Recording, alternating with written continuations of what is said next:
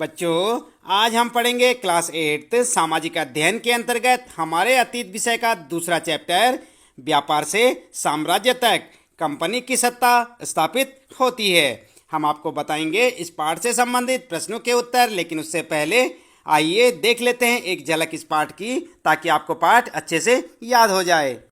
आप इस पाठ को चाहे तो यहाँ से पढ़ें और चाहे अपनी पाठ्य पुस्तक से, लेकिन एक बार इस पाठ को अवश्य पढ़ लें ताकि आपको पाठ अच्छे से समझ आ जाए और आप समझ सकें कि जो यहाँ पर आपको प्रश्नों के उत्तर बताए जा रहे हैं वे बिल्कुल सही हैं। आप इन प्रश्नों के उत्तरों को अपनी नोटबुक में नोट कर सकते हैं और उन्हें याद भी करें, ताकि आपको परीक्षा के समय किसी परेशानी का सामना ना करना पड़े।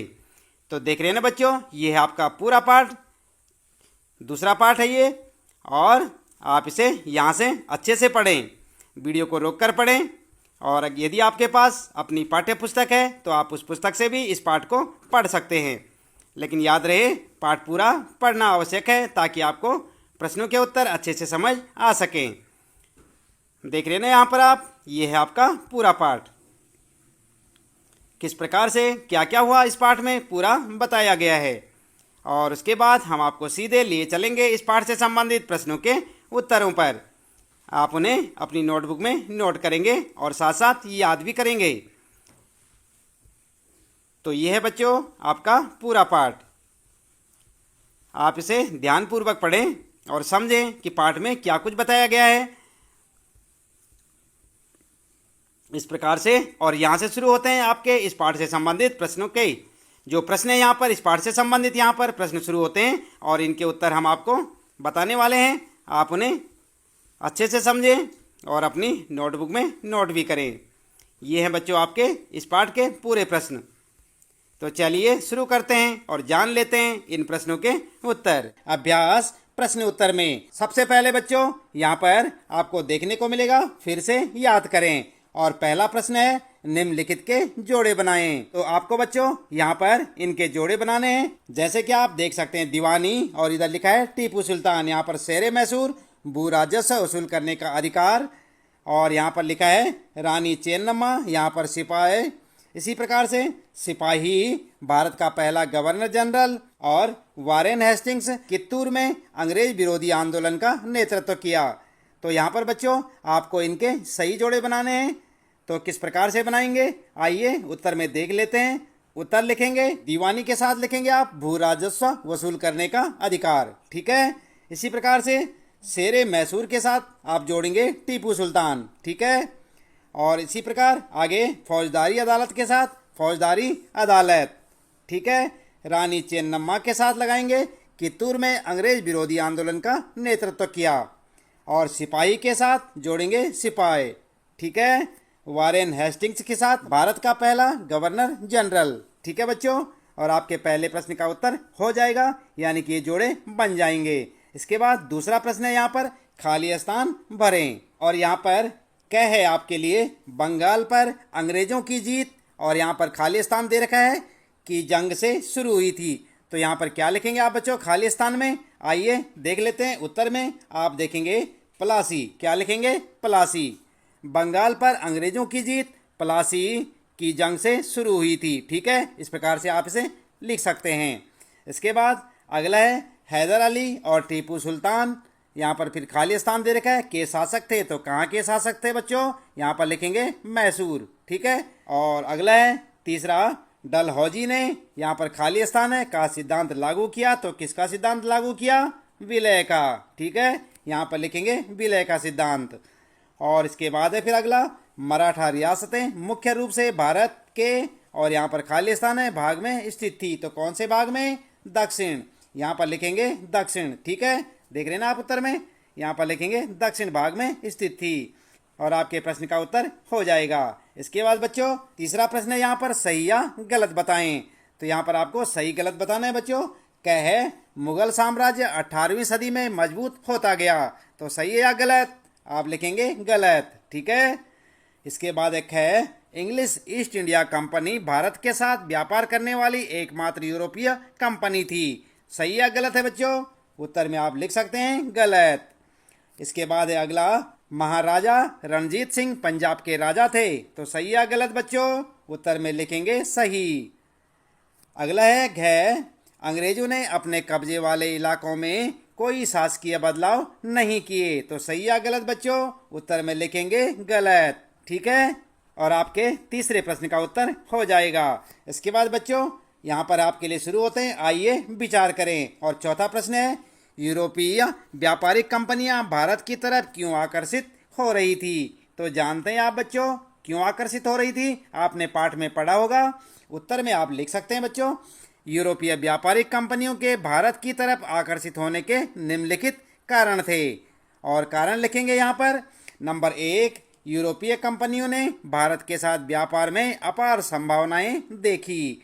नंबर दूसरा कारण, यूरोपीय देशों में भारत की अनेक वस्तुओं की भारी मांग थी, जैसे कपास, रेशम, काली मिर्च, लौंग, इलायची और दालचीनी इत्यादि। आपने पाठ में पढ़ा होगा ना ये सब। इसके बाद तीसरा लिखेंगे, वे भारत में कम कीमत पर सामानों की खरीद कर वापस यूरोप जाकर उन्हें ऊंची कीमतों पर बेच सकते थे। ठीक है बच्चों, इन्हीं व्यापारिक संभावनाओं के कारण यूरोपीय कंपनियां भारत की ओर आकर्षित हो रही थी। आई बात समझ में? इसके बाद पांचवा प्रश्न है, बंगाल के नवाबों और ईस्ट इंडिया कंपनी के बीच किन बातों पर विवाद थे? तो जानते हैं आप बच्चों? उत्तर में आप लिख सकते हैं, बंगाल के नवाबों और कंपनी के बीच विवाद के कारण। और हेडिंग डालकर लिखें। नंबर 1, नवाबों ने कंपनी को छूट देने से मना कर दिया था।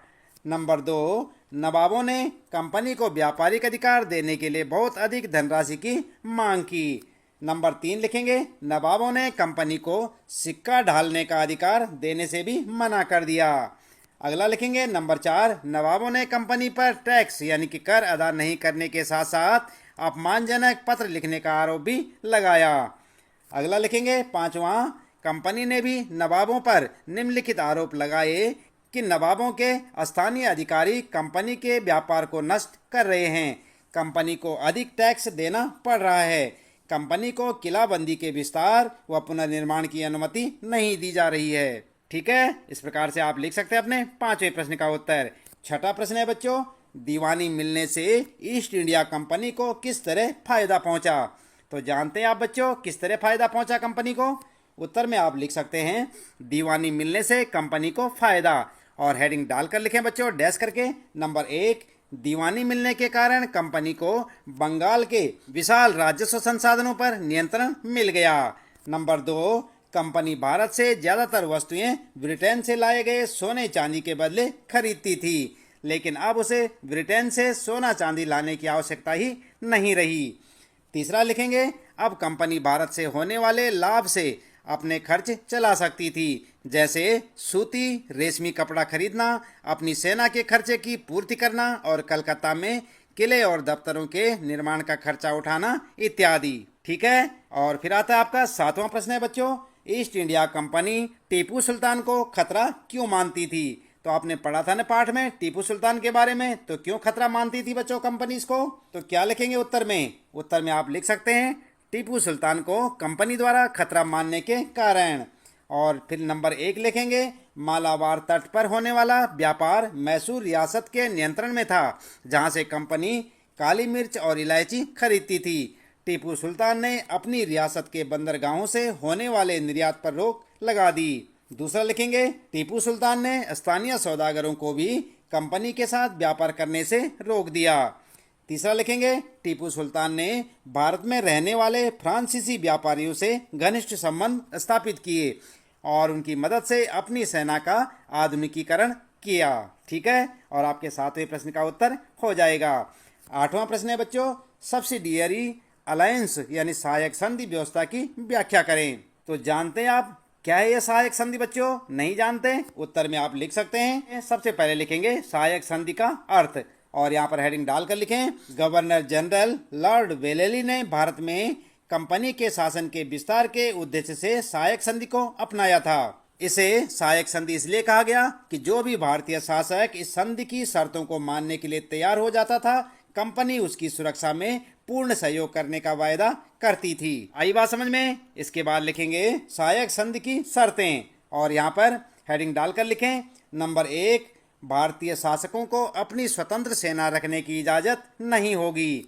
नंबर 2, जिन शासकों की सुरक्षा का भार कंपनी पर होगा वे इसके लिए कंपनी को शुल्क प्रदान करेंगे। शुल्क नहीं देने की स्थिति में कंपनी दंड के रूप में शुल्क के बराबर राजस्व वसूल वाला क्षेत्र शासक से छीन लेगी।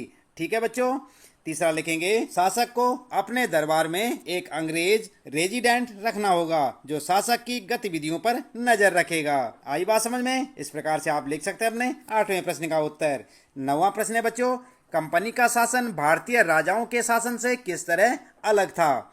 तो जानते हैं आप किस तरह अलग था? उत्तर में आप लिख सकते हैं भारतीय राजाओं के शासन और कंपनी के शासन में अंतर, और हेडिंग डालकर डैश करके लिखे बच्चों। नंबर 1, भारतीय राजाओं ने अपने राज्य का प्रशासनिक तथा राजस्व विभाजन विभिन्न इकाइयों में कर रखा था, परंतु ये इकाइयां ब्रिटिश प्रशासनिक एवं राजस्व इकाइयों की तरह प्रभावी नहीं थी।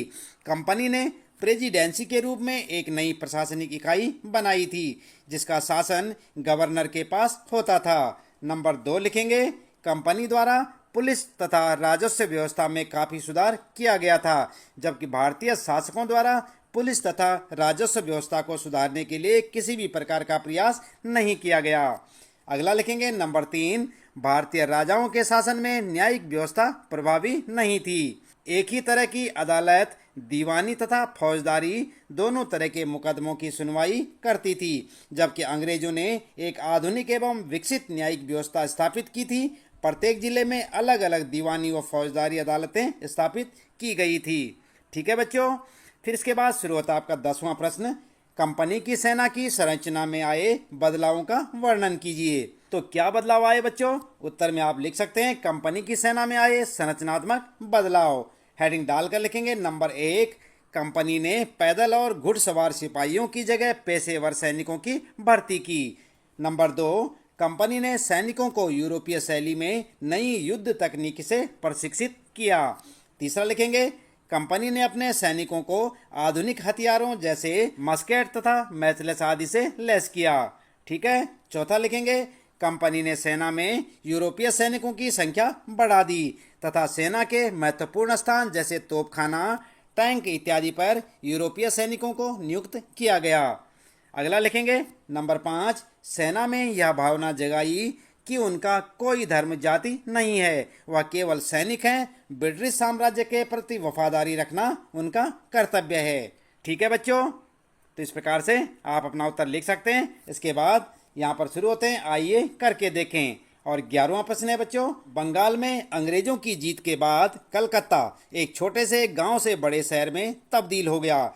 औपनिवेशिक काल के दौरान शहर के यूरोपीय और भारतीय निवासियों की संस्कृति, शिल्प और जीवन के बारे में पता लगाएं। तो लगा सकते हैं आप पता बच्चों। उत्तर में आप लिख सकते हैं, औपनिवेशिक काल के दौरान शहर के यूरोपीय और भारतीय निवासियों की संस्कृति, शिल्प और जीवन में निम्नलिखित बदलाव आए। और नंबर 1 लिखेंगे, औपनिवेशिक काल में कलकत्ता एक प्रशासनिक केंद्र बन गया था। यूरोपीय लोग उच्च स्तरीय सुविधाओं से पूर्ण क्षेत्रों में रहते थे, जबकि भारतीय लोग अनियोजित, सघन और सुविधाहीन क्षेत्रों में रहने को मजबूर थे। दूसरा लिखेंगे, कलकत्ता का विकास भारत के प्रमुख सांस्कृतिक रंगमंच केंद्र के रूप में हुआ था। नाटक, सामूहिक रंगमंच, भारतीय शास्त्रीय संगीत, धार्मिक तथा सांस्कृतिक उत्सवों आदि में लोग उत्साहपूर्वक भाग लेते थे। ठीक है। तीसरा लिखेंगे, औपनिवेशिक शासन के दौरान कलकत्ता कई शानदार इमारतों का साक्षी बना।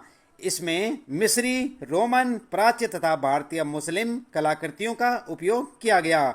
भारतीय संग्रहालय, विक्टोरिया मेमोरियल इत्यादि इसके कुछ उदाहरण हैं। ठीक है। इसके बाद शुरू होता आपका 12वां प्रश्न है, निम्नलिखित में से किसी एक के बारे में तस्वीरें, कहानियां, कविताएं और जानकारियां इकट्ठी करें। झांसी की रानी, महादेव जी सिंधिया, हैदर अली, महाराजा रणजीत सिंह, लॉर्ड डलहौजी या आपके इलाके का कोई पुराना शासक। तो आपने इनमें से किसी एक के बारे में लिखना है बच्चों। तो क्या लिखेंगे? उत्तर में आप लिख सकते हैं, चाहे तो आप अपने हिसाब से लिखें और चाहे ऐसे लिखें। यहाँ पर आपको बता रहे हैं महाराजा रणजीत सिंह के बारे में। तो सबसे पहले आप लिखेंगे महाराजा रणजीत सिंह और हेडिंग डालकर लिखें, महाराजा रणजीत सिंह का जन्म पंजाब के राज परिवार में हुआ था। उन्हें 1801 में पंजाब का महाराजा घोषित किया गया। वे एक महान शासक थे। उन्होंने अपनी प्रजा को अभिव्यक्ति एवं उपासना की स्वतंत्रता दे रखी थी। उन्होंने सभी धर्मों का सदैव सम्मान किया। ठीक है बच्चों, इस प्रकार से आप लिख सकते हैं महाराजा रणजीत सिंह के बारे में। तो बच्चों, इस प्रश्न के साथ ही इस पाठ से संबंधित प्रश्नों के उत्तर यहाँ पर समाप्त होते हैं। उम्मीद है कि आपको अच्छे से समझ आए होंगे। हर रोज इसी प्रकार कक्षा 8 सामाजिक अध्ययन के सभी विषयों के सभी पाठों के प्रश्नोत्तर जानने के लिए आप लगातार देखते रहें वीडियो, जुड़े रहें हमारे साथ। और यदि आप चैनल में पहली बार आए हैं तो चैनल को सब्सक्राइब अवश्य कर दें, बेल आइकन भी दबा दें बच्चों, ताकि आपको आने वाली प्रत्येक पाठ की वीडियो की नोटिफिकेशन मिलती रहे। मिलते हैं अगली वीडियो में नए पाठ के कुछ नए प्रश्न उत्तरों के साथ।